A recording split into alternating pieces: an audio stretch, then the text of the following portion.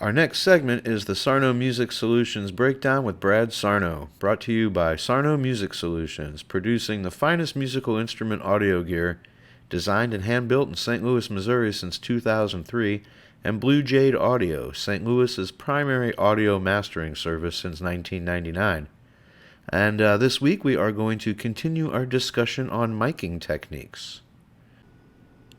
Hey Brad, thanks for being here again this week. So we've spent a couple episodes talking about miking the drums, but what about guitars and bass, I guess too, but when you're dealing with a speaker like that, where would you put it to get an optimal sound?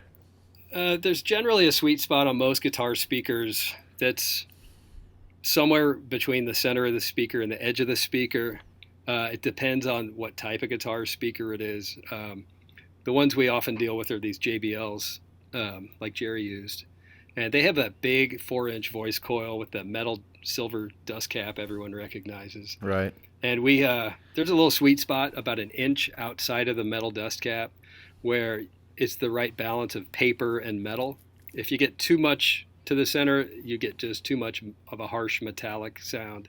And if you get too far away from it, you lose that and you get kind of a dark papery sound. So there's a little sweet spot in there. How do you find that sweet spot? Just trial and error, moving the mic and listening out in the PA? Yeah, I think, real time trial and error. Like if you can have headphones on as an engineer, have the guitarist play, move the mic around as they're playing, and you just find it, and then you remember it, and that's your go-to.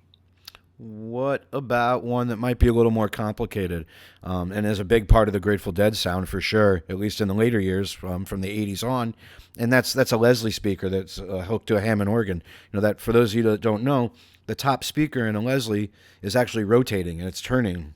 Bottom one too. Yeah, the bottom one too, of course. Yeah, at varying speeds as well. Right. How do you mic that to make it sound okay?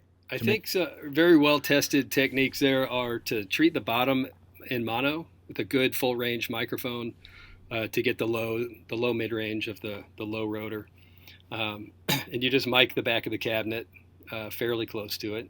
But on top, it sounds great if we can go stereo. So we put a mic in each corner, maybe on the back side where that top rotor is exposed, and then at the board we pan those left and right, and you get a fully stereo wide enveloping experience.